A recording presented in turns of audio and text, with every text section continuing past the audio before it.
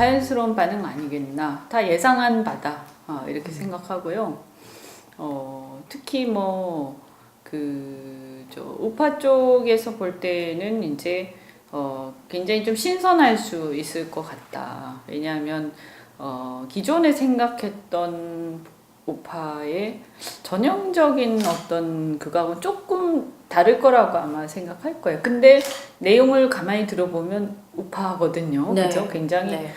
저도 스스로 제가 이렇게 정치를 하면서 굉장히 확고한 개인의 자유에 대한 신념을 가지고 있고 그리고 굉장히 그 시장 경제에 대해서도 굉장히 이것이 굉장히 확고한 그런 생각들이 있기 때문에 이제 근간으로서 물론 변형이나 베리에이션은 있을 수 있지만 그거에 대한 이제 그냥 단순히 내가 주입돼서 그런 게 아니라 왜 그것이 훌륭하다라는 것에 대해서 역사적 맥락이라든지 혹은 우리 현재 한국 사회의 어떤 빗대에서 이렇게 설명을 했을 때 저는 다 설명을 할 수가 있거든요. 이게 왜 훌륭한지에 대해서. 그렇기 때문에 제 나름대로의 어떤 내면적 신념인 것이고 그렇지만 이제 제가 어떤 진영이라는 측면에서 봤을 때 그 진영에서 시작하지 않았잖아요. 그러다 보니까 이제 그 민주당에서 시작한 것 때문에 이제 불안할 수도 있지 않겠나 하는 생각이 들고 기업에 있으면서 저는 상당히 새누리당을 비판적으로 봤어요. 그런데 이제 그 당시에 민주당이 야당이었기 때문에 새누리당을 비판적으로 보는 상황에서 그러니까 정부를 그 야당의 어떤 진짜 철학 이런 것들도 사실은 깊이 있게 알지 못했던 상황인데 비판하니까 저하고 생각이 비슷한 건가 이렇게 생각도 하고 또 한편으로는 당시의 민주당은 지금보다는 훨씬 덜 왼쪽으로 가 있었죠. 그러다 보니까 이제 또 마침 이제 기회가 와서 정치를 시작하게 됐고 그래서 크게 저는 거부감 없이 거기서 같이 정치를 시작을 했는데 약간 이제 갈등은 했지만 사실 제가 원하는 정당은 없었거든요. 둘 중에서.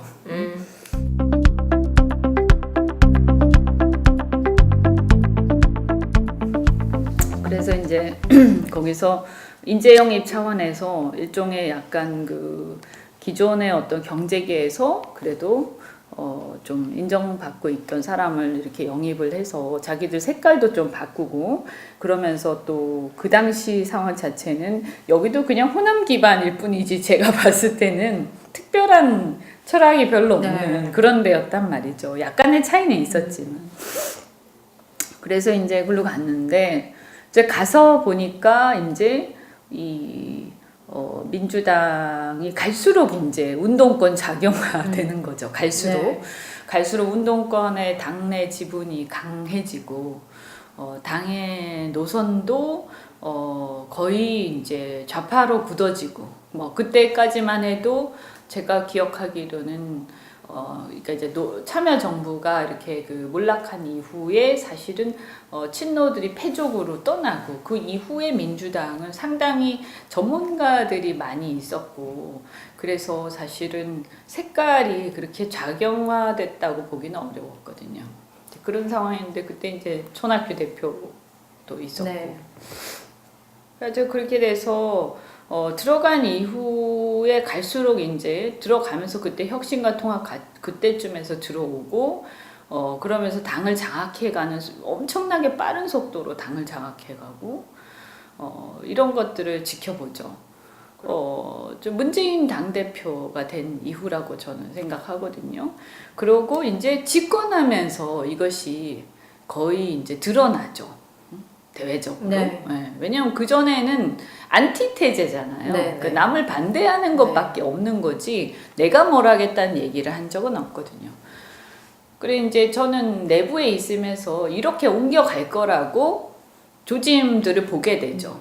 그때 이 문재인 당대표 되면서 많은 이제 노동계 사람들이 들어오고 이렇게 하면서 한편으로 제가 인간적으로야 그 사람들하고 아무런 유감이 없지만 제가 생각하는 경제관하고 굉장히 안 맞는 부분들을 계속 보게 되고 그다음에 국정교과서 논쟁하면서 이 굉장히 역사관이 좀 삐뚤어져 있는 그래서 우리가 그냥 상식적으로 봤을 때 대한민국이 자유민주 진영에 속하게 된 것은 너무나 다행스러운 일인데 그것을 마치 이렇게 좀 부정적으로 생각하는 느낌을 준다든가 이런 부분들이 명쾌하지 않고 이 역사관이 뭔가 잘못됐고 그 역사관의 이면에는 그러면 이 사람들이 생각하는 바람직한 사회란 무엇인가에 대해서 의심이 생기기 시작하는 거죠.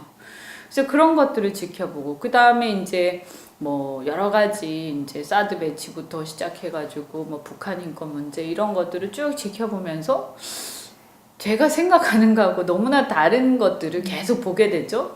그러니까 이제 그때 이렇게 뭐 당론이고 제가 특히 또 대변인을 하고 있을 때나 이럴 때는 정말 얘기하고 싶지 않죠. 나는 찬성하지 않으니까. 그러니까 어떨 때는 대변인 논평을 해야 되는데 제가 좀 피할 때도 있고 그랬었어요. 그래서 뭐 시간이 없다, 딴 사람 이렇게 자꾸 하라고 그러고 이제 나는 그거 하고 싶지 않다 이렇게 한 적도 있고 그랬었는데 여하튼 이제 그런 상황에서 어떻게 보면 내가 예전부터 정치를 계속 해왔던 사람이었으면 그런 게 어쩌면 정리된 상태에서 들어왔을 수도 있는데 어떻게 보면 영입된 사람이다 보니까 내가 생각하던 피상적인 당에 대한 이미지와 이런 판단들을 가지고 들어왔는데 들어와서 보니까 더 악화된 것도 있고 그것이 그러면서도 내가 보지 못한 부분들이 많이 이제 보이면서 갈등을 계속 하게 되는 거죠. 그러다가 이제 결국에는 더 이상 내 양심하고 반하는 거를 자꾸 주장하고 사람들한테 설득하는 것이 난 너무 괴롭다. 이런 이제 생각을 해서 결국에는 탈당을 해야겠다는 생각까지 한 거고요. 이제 구체적으로 탈당을 행동에 옮기는 것은 이제 또 계기가 와야 되는 것이니까. 그런데 이제 대략 계속 고민하다가 그 대선 때쯤 해서 더 이상 내가 내가 감당할 수 없는 거짓말을 계속하면서 그리고 대선을 내가 같이 뛰게 되면 또 재선 의원이니까 뭔가 맡을 거고 그리고 국민들 앞에 내가 거짓말을 해야 되는데 그것까지 제가 자신이 없더라고요. 네, 그래서 그때 탈당해야겠다고 그 대선 전에 결심을 했죠.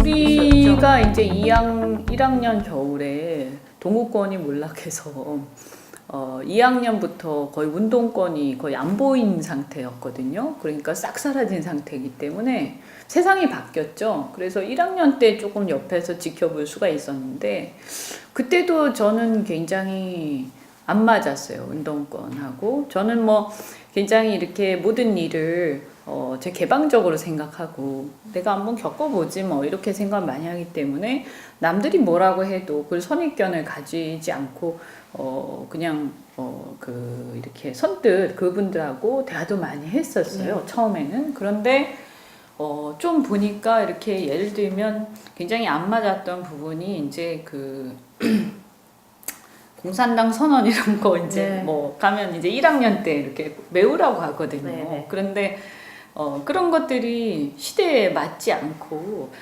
역사로 공부할 수는 있겠지만 자본론 같은 것도 그렇고 그것을 현실의 한국 사회에 접목시키는 그런 어떤 토론들은 제가 볼 때 굉장히 어리석은 얘기들이었단 말이죠. 그래서 저 굉장히 냉철한 어떤 그런 판단이나 이런 걸 중요하게 생각하기 때문에 그런 것도 안 먹고 또 어떤 부분들이 있냐면 그 사람들이 이렇게 보면 목적을 위해서 좀 수단 방법을 가리지 않는 그 운동권들이 그런 게 있더라고요. 그래가지고 시위 같은 거 하는데도 막 화염병을 던지고 그 다음에 보도블록을 깨서 던지고 하는데 그게 다 이제 사실 어떻게 보면 시민들의 그 혈세로 만들어진 공공기물인데 그런 거를 파손하는 것을 아무렇지도 않게 생각하고 그래서 제가 되게 충격을 받았죠. 저는 이게 굉장히 그런 걸 중요하게 생각하기 때문에 공공 질서나 이런 거를 제가 한번 같이 나갔다가 굉장히 심하게 한번 싸운 적이 있었고 그때 제가 그랬어요. 왜 이제 그 주장에는 내가 주장은 이해를 하겠는데 왜 그거 그렇다고 해서 이런 위법하게 이렇게 다른 사람의 어떤 재산을 막 침해하고 또 공공기물을 파손하는 것을 아무렇지도 않게 생각하느냐. 나는 적응할 수가 없다. 그리고 이제 이렇게 해서는 안 된다라고 제가 문제 제기를 하고 한번 제동을 걸었어요. 괜히 따라 나갔다가 시비를 걸어서 거기서 막 싸움이 벌어진 적이 있는데 그때 느낀 게 막 억지를 부리더라고요. 나를 설득하는 게 아니라 논리로 그냥 억지를 부리면서 자기들의 행동이 정당하기 때문에 그것은 감내해야 되는 그것은 어쩔 수 없는 것이다. 목적이 정당하면 수단이 정당화된다는 식으로 강변하는 걸 보면서 제가 나는 당신의 그런 무논리에 대해서 이해할 수 없고 동의할 수 없기 때문에 함께하지 않겠다라고 하고 이제 그때 내가 혼자 나와버렸는데요. 무슨 대단한 뜻이 있는지 모르지만 나는 그 뜻도 잘 이해를 못하겠고 그리고 당신들이 이것을 실현하는 그 방식에 대해서 도저히 동의할 수 없다. 왜냐하면 그 뜻을 얘기를 하면 굉장히 무슨 대단한 얘기를 하지만 가장 중요한 게 개개인의 자유와 영혼 아니겠는가. 이제 제가 이제 이렇게 얘기를 하면서 얘기했는데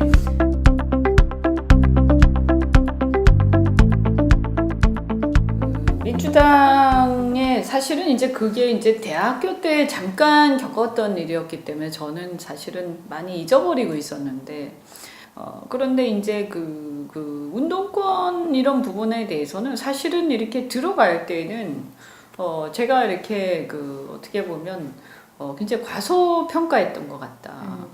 그리고 아마도 정치에 깊이 관심이 없는 국민들은 다수가 저는 그럴 거라고 생각해요. 그게 운동권이 좀 있어도 그냥 극히 일부고 그리고 이제 다 옛날 얘기고 지금은 다 이제 각자 사회생활 다 한 사람들이고 그러니까 다 이제 이미 잊혀진 얘기고 그래서 뭐 그것에 대해서 어떤 좋은 글씨를 붙일 필요 없지 않냐 이렇게 저는 생각했었거든요. 그리고 아마 많은 국민들이 그렇게 생각할 거예요. 근데 들어가서 보니까 그게 아니더라고요. 그러니까 그들 내부에 아직까지도 굉장히 강고한 위계 질서가 아직도 있고 그 위계 질서가 당 안에서도 통용되고 동호회 같은 것도 항상 하고 전대협 동호회 그리고 거기에서 많은 아젠다를 생산하고 그 생산한 아젠다에 대해서 다른 얘기를 하는 사람들을 굉장히 배신자 취급을 하고 또는 이제 말하자면 출신 성분이 좋지 않은 거죠. 그냥 이렇게 겉으로는 상관이 없지만 권력의 핵심으로 들어가면 들어갈수록 그게 굉장히 중요하더라. 적어도 운동권 출신이거나 운동권 출신들과 굉장히 가깝거나 그들과 생각을 공유하거나 이런 게 돼야 되는 거죠.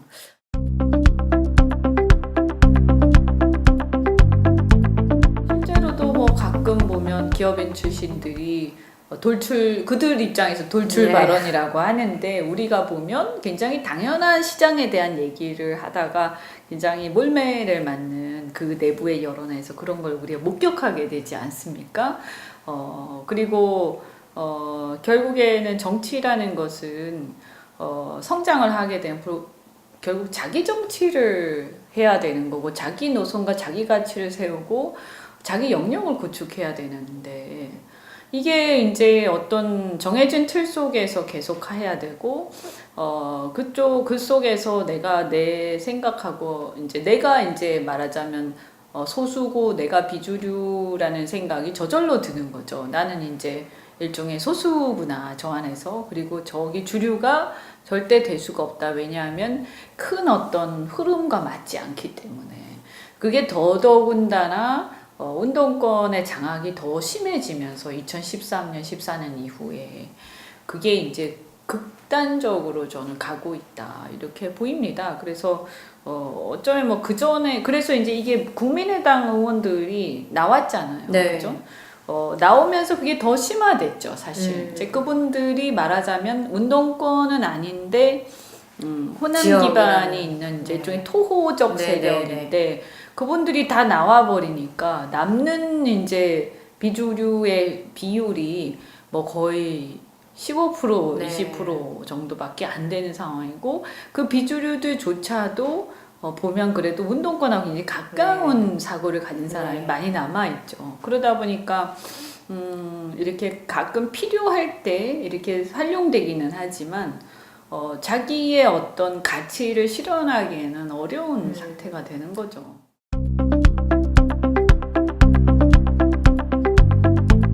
국민들이 보수의 가치가 싫어서가 아니라 어쩜 보수의 가치가 뭔지에 대해서도 국민들이 별로 깊이 고민하지 않았을 거라고 저는 생각하고 이제 제가 정치 시작할 때 또는 그 이전에 제 생각을 더듬어 보면 그래서 저는 이제 계속 정치를 하면 할수록 사실은 원래 이 우파의 가치인 자유 이것은 뭐 제 기지라고도 맞기도 하지만 너무나 중요하고 어떤 원동력이다 사실은. 그런데 이것이 이제 역사를 거슬러 가보면 사실 우리가 그런 것들을 우리가 처한 상황 그러니까 분단 상황이라든가 혹은 이제 그 아주 경제가 좀 개발이 덜 된 저개발 상황에서는 한계가 있었죠. 그런 것들을 다 실현하는 것이.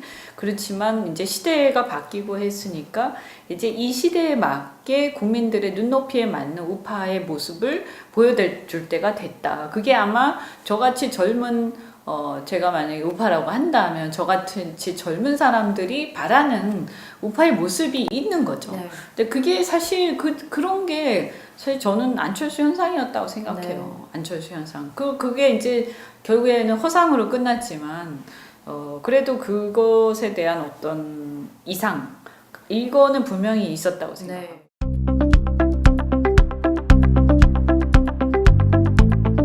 그냥 뭐 이제 기성 언론을 많이 그러니까 상대적으로 기성 언론을 많이 안 나갈 뿐이죠. 그러니까 왜냐하면 기성 언론 같은 경우에는 나가면 되게 짧고 그 시간도 되게 짧고 그리고 이렇게 뭐라고 해야 되죠?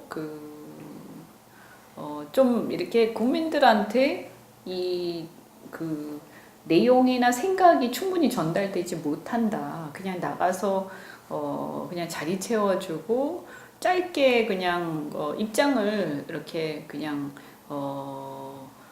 정해진 어떤 그 틀에 맞춰서 전달하는 느낌? 그러다 보니까 이게 소통한다는 느낌이 안 들어요.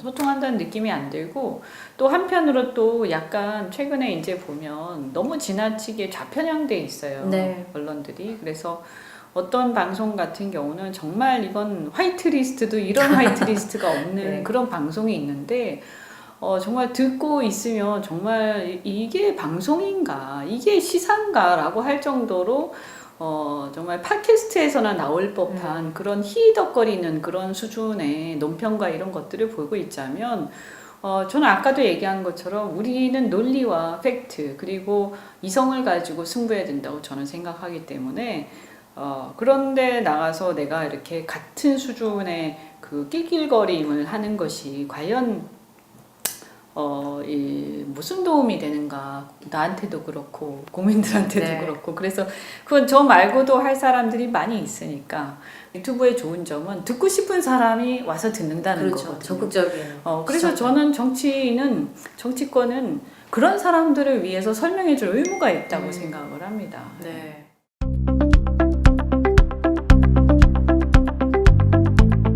이런 어떤 그 매각의 시민사회가 있다는 것 자체를 나쁘다고 하기는 어려울 것 같아요. 그리고 우파도 일정한 어떤 시민사회는 형성돼 있어야 한다. 우리는 그런 어떤 진정성을 가지고 장기적으로 어떤 가치를 향해서 이렇게 밖에서 활동하는 시민사회 너무 없어서 또 문제다. 그런 건데 그러다 보니까 사람들이 저 사람들의 가치가 무엇이고 저 사람들 그것을 위해서 진정성을 가지고 자기를 헌신하는 집단인지에 대해서 의문이 있는 거거든요. 그러다 보니까 벌써 평가에서 뭔가 이쪽이 뭔가 이익 집단처럼 보이고 저쪽은 뭔가 가치 집단처럼 보이는 그런 아주 사실은 원래 그렇지는 않은데 말이죠. 그래서 그런 게 있기 때문에 사실 우리도 가치 집단으로서의 어떤 이런 건 필요하다. 그런데 다만 이것이 일정하게 정치권하고 거리가 있어야 된다고 저는 생각해요. 그래서 뭐 지지를 할 수도 있겠지만 대놓고 지지하는 것도 문제고요. 시민사회라는 건 권력하고 분리되어 있어야 되는, 그래야 시민사회로서의 진정한 의미가 있는 거죠. 그래서 특히 우리처럼 개인의 자유와 개성 이런 걸 중요시하는 그 가치를 가지고 본다면 이런 시민사회가 권력에 의존하고 권력하고 결탁하는 것이야말로 가장 자유민주주의를 위협하는 요소라고 저는 생각을 합니다. 그래서 시작은 좋았는지 모르지만 권력 집단화되어가는 이것은 어마어마하게 위험하다. 특히 자유민주주의라는 측면에서. 그래서 이 문재인 정부 하에서 자유민주주의에 대한 위기라는 것은 이런 측면하고 같이 맞닿아 있다. 그리고 이 언론 노조라는 게 이제 사실상 언론을 장악하고 있는데요. 그런데 이 노조가 뭐 민주노총도 마찬가지고 이제 노총이라든가 언론 노조라든가 이런 분들이 이런 집단이 이제 그 집단의 원래 고유의 어떤 노조로서의 활동을 하는 게 아니라 정치 집단화되어 있고 그 정치가 한쪽으로 편향되어 있잖아요. 그러다 보니까 이게 어떻게 되냐 하면 일종의 이제 그 권력을 장악하는 수단이 되어버리는 거죠. 그래서 이런 민주노총은 이제 노동계 안에서의 권력 집단, 또 언론노조는 언론계 안에서의 권력 집단이 되고 그 권력 집단이 근데 언론과 노동계라는 것은 또 이 사회에서 엄청난 이익 집단인데 이익 집단이자 사실 권력 집단인데 이것이 다시 그 정치권의 정치 권력하고 결합이 되면서 이것이 하나의 이제 독재 또는 전체주의로 흐르는 어떤 그 가장 강력한 어떤 경로가 돼가고 있어요. 그래서 그걸 알고 있는지 모르는지 모르지만 이거 굉장히 위험하다. 그래서 저는 집권을 했으니까 해체하는 게 맞다라고 생각을 하고요. 이런 상태로 갈 거면. 그리고 우파는 이 시민사회의 자발성 이런 것이 전제돼야 한다고 생각해요. 그래서 뭐 어떤 단체든 간에 그것이 자발적 참여에 의해서 이루어질 수 있도록 하고 그것이 우리가 어떤 가치라는 측면에서 함께 뭔가를 지향해 갈 수는 있겠지만 절대 권력과 이익을 가지고 공존하는 상황에 와서는 안 된다. 이렇게 생각합니다. 그리고 좀 더 중장기적인 국가의 발전, 나라의 발전을 봐야 되기 때문에 그래서 지금 상황은 어쩌면 이렇게 그 미국의 헤리티지 재단 같은 그런 어떤 정신적인 그러니까 우파의 가치 중심의 그런 걸 할 수 있는 그런 그 전문 집단이라든가 어떤 단체 이런 것은 굉장히 바람직하겠다. 근데 이런 조직이라는 측면에서는 좀 하여튼 조심해야 된다.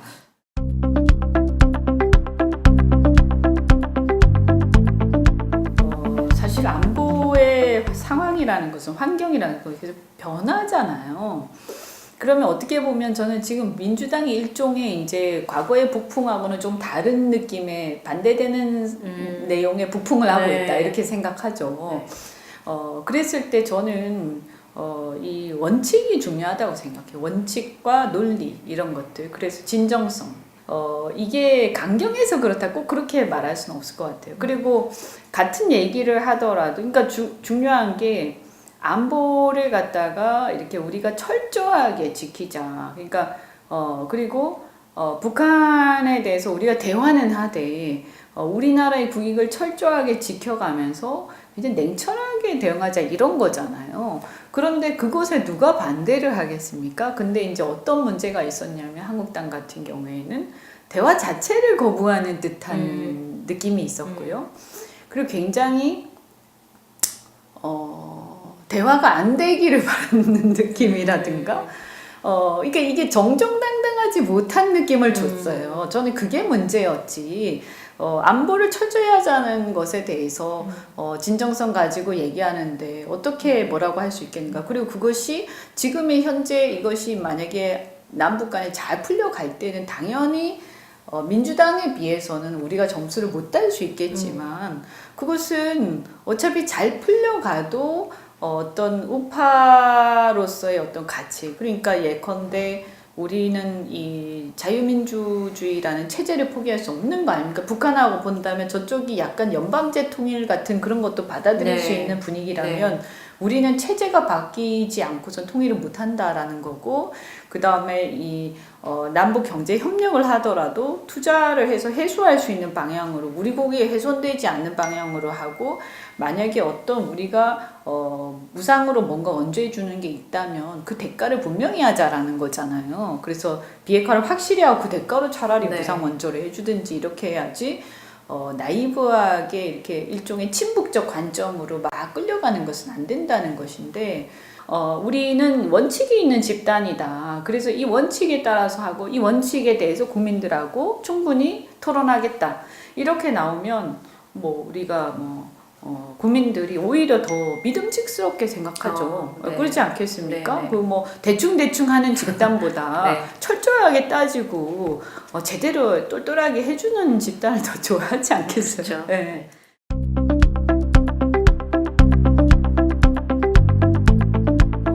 절대 자기를 희생하지 않는. 그러니까 아까 얘기한 것처럼 이 좌파가 저는 이 가치가 우리보다 뛰어나다. 절대 그렇게 생각하지 않아요. 근데 현재 한국 사회에서 그래도 좌파가 국민들이 인정받았던 점은 자기를 희생하는 면이라고 저는 생각해요. 그래서 어쨌든 간에 돌아가신 대통령도 계시고, 그 다음에 이 패족이라고 그러면서 실패한 다음에 다 물러났고, 그리고 지금은 굉장히 그 욕망에 가득 찬 모습을 보이지만 그래도 그 전까지, 이제 집권하기 전까지를 말씀드리는 거예요. 집권하기 전까지는 뭔가 진정성이 있어 보였단 말이죠.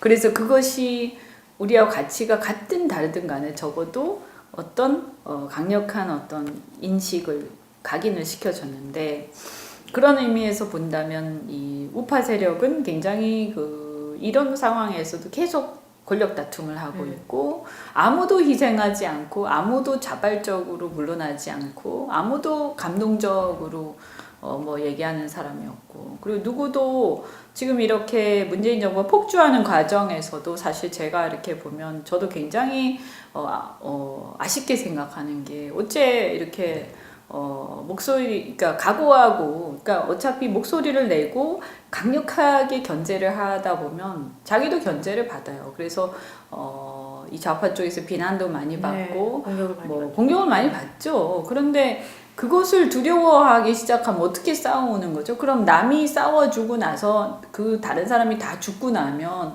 그 폐허가 된 전장터에서 자기 혼자 살아남아서 모든 것을 누리겠다, 이런 거는 아닐까? 이래서는 안 되는 거 아닙니까? 그런데 이런 이미지가 있다, 이런 거죠. 그래서 이런 이미지를 가진 상태에서 누가 지지하겠는가? 이건 저는 그래서 계속 말씀드리지만 가치를 가지고 패배한 게 절대 아니다. 제가 봤을 때 우파의 패배는 그런 어떤 권위주의적 문화와 이 어떤 권력 투쟁의 과정에서 보여준 굉장히 이기적인 모습들, 그리고 진정성이 없고 헌신성이 없는 모습들에 우선 국민들이 실망을 한 것이고, 그런 부분들이 우선은 저는 충족되어야 한다고 보고요. 그 다음에 저는 가치 가지고 제대로 한번 논쟁이 붙어보면 이길 수 있다라고 생각하는 거죠. 그리고 그 가치라는 것도 역시 무장이 돼 있어야 되는데, 그것도 이렇게 보면 아까도 제가 새누리당 때 얘기했지만 제가 밖에서 봤을 때도 되게 막 헷갈리고 이렇단 말이죠. 그래서 그 가치를 가지고 과연 목숨 걸고 싸운다고 당신들이 말할 수 있는가라고 물었을 때 대답할 수 있겠나. 그리고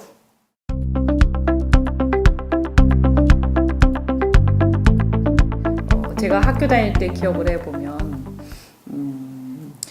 공부도 하나도 안 하고 내 데모만 하다가 그러다가 결국에는 그냥 취직은 엄청나게 그냥 추천 하나만으로 그냥 줄 서서 다 들어가고 정말 그 내노라는 회사에 제가 기억나는 게 그분들 그 선배들 보니까 1학년 때 뭐 방송국이다 뭐다 그냥 원서만 내면 다 들어가더라고요. 네. 그런 시대를 살아오셨고 또 어떻게 보면 저는 이분들이야말로 그들이 그렇게 욕해서 마지 않는 박정희 시대의 어떤 경제 성장에 가장 과실을 많이 네, 따먹은 네, 세대다. 저는 네. 그렇게 생각합니다. 그래서 저는 그들을 더 비판적으로 보는 거죠. 과실은 제일 많이 따먹고서 하는 게 뭐가 있냐 이제 이런 건데, 응? 그래서 비판하고 저항한 거 말고 만들어낸 게 뭐가 있냐 이런 거죠. 응? 비판하고 저항한 것은 인정하겠지만 스스로 만든 게 있는가? 결국 과실 따먹고 그거 그냥 얹혀서 산 거밖에 더 있냐? 그리고 사실 또 이분들이 그 이후에도 이제 우리는 어쨌든 직장을 들어갈 때도 굉장히 치열하게 경쟁을 했고 또 사회생활을 하면서도 정말 밤을 새가면서 글로벌 경쟁을 했고 결국에는 우리가 우리 스스로 실력을 쌓고 붙어야 한다. 경쟁을 하자. 경쟁. 그래서 저는 경쟁의 미덕을 얘기를 했잖아요. 경쟁을 통해서 그들과 진검승부를 할 필요가 있다라고 생각하고요. 이런 부분에서 이제 다만 아쉬운 건 뭐냐면 우리 세대에는 이 X세대라는 게 이제 어떻게 보면 좀 자유로운 시대에 살아왔잖아요. 그러다 보니까 이 어떤 이 586 세대, 운동권 세대에 비해서 자유로운 시대를 이렇게 살아오다 보니까 이 운동권 세대가 굉장히 그 전체주의, 나쁘게 얘기해서 굉장히 전체주의적, 집단주의적 성향이 강하죠. 그래서 아까 얘기한 것처럼 여러 가지 문제들이 있다면 우리는 좋게 얘기하면 굉장히 자유주의적이고 나쁘게 얘기하면 굉장히 개인주의적이거든요. 그래서 사실은 정치나 이런 어떤 분야에 잘 진출을 안 합니다. 그런 경향이 있어요. 네. 제가 주변을 보면. 그래서 그냥 내가 그냥 열심히 살고 열심히 소박하게 행복하게 살면 되지. 마음에 안 들고 정말 이게 나라가 정말 걱정이 되지만 내가 꼭 나서야겠다. 이런 생각 굉장히 많이 해요. 근데 지금 이제 상황이 굉장히 안 좋아지면서 나라에 대한 걱정이 안보나 경제 면에서 굉장히 심각해지면서 제가 볼 때는 다행히 젊은 세대들 중에 이렇게 이 경제를 걱정하고 하는 사람들이 이제 우리가 나설 때가 됐는가라는 조짐은 좀 보이는 것 같습니다. 그래서 저는 세상은 아까도 비슷한 얘기했지만 멍석 깔아주고 꽃길 깔아주고 이런 거 없거든요. 다 자기가 개척해서 가야 되는 것이고 우리는 그런 면에서 열심히 경쟁하고 치열하게 살아왔지만 한편 그 대신에 이제 이런 새로운 영역을 구축해내는 것, 특히 정치 영역이나 이런 데서는 우리가 권력투쟁을 별로 안 해봤잖아요. 그러니까 586은 권력투쟁을 계속 그렇죠. 해왔잖아요. 대학 시절부터 계속. 네, 그래서 아주 그 전략 전술에 능한데 우리는 이제 좀 어떻게 보면 그런 면에서 굉장히 역량이 떨어진다. 그래서 그러나 이제 알고 보면 회사 안에서든 자기가 속한 조직에서든 사실은 작지만 보이지 않는 권력투쟁이 모든 분야에서 벌어지고 있고 그렇기 때문에 자기가 자기 분야에서 일가를 또 어느 정도 이루고 또 거기 안에서 리더십을 인정받은 사람들이라면 저는 그 진정성을 가지고 정치를 한번 해볼 만하다라고 생각을 합니다. 예, 그래서 또 그런 것들을 어떻게 보면 여러 가지 이제 막 이렇게 시행착오와 또 그 일종의 산전수전 다 겪으면서 제가 이제 맷집도 좀 강해지고 나름대로 전략적 사고가 전략적인 어떤 그런 통찰력 같은 거 그런 것들이 생긴 편이기 때문에 저도 이제 그런 사람들이 있으면 이 어떤 시대를 바꾼다라는 의미에서 좀 제가 또 역할하고 함께 노력해야 되지 않겠나 이렇게 생각하죠. 네. 그래서 꼭 우리나라가 저는 운동권 세대를 뛰어넘을 때 이제 어떻게 보면 한 단계 업그레이드된 진짜 자유민주주의 그리고 좀 더 이렇게 과거에 이렇게 박정희 시대에 그때 만들었던 주력 산업이 지금 다 몰락해 가고 있는데 이런 새로운 어떤 동력을 만드는데 그 큰 어떤 그 패러다임 전환이 되는 어떤 시점에 우리가 서 있다고 생각합니다. 정치든 경제든.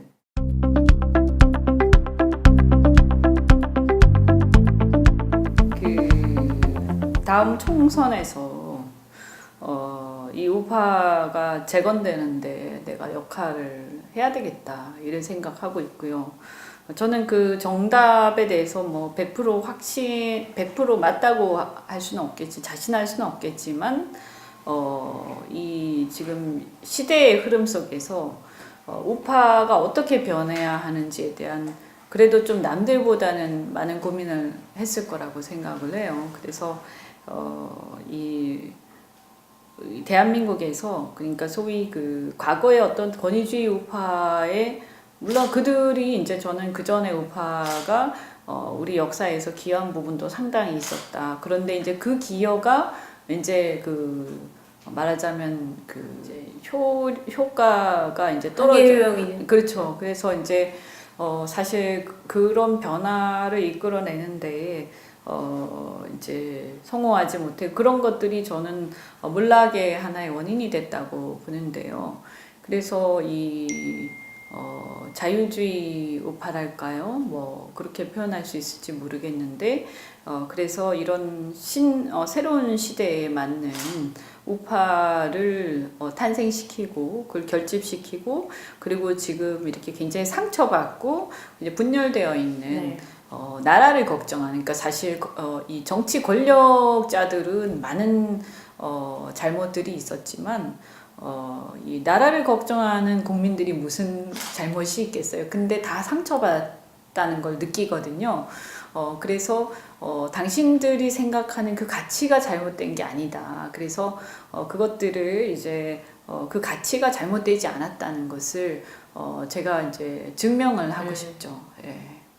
단기적으로는 그러니까 아까 말씀드린 것처럼 단기적으로는 이 총선의 승리를 통해서 뭐랄까 이제 저는 총선에서 또다시 분열되고 또 패배하게 되면 그렇게 되면 그 정말 체제 변혁의 위기가 온다고 네. 생각합니다. 그 아마 많이들 느끼실 네. 텐데 국민들보다 정치권이 걱정을 덜 하고 있는 것 같아서 정말 굉장히 심각하다 이렇게 보고요. 그런 의미에서 이 심각성을 계속 각성시키고 깨우치고 또 내부에서 이렇게 그 총선 승리 위해서 우리가 어떻게 해야 된다 이런 부분들을 이 공유하는데 제가 또 역할을 해야죠. 네. 네.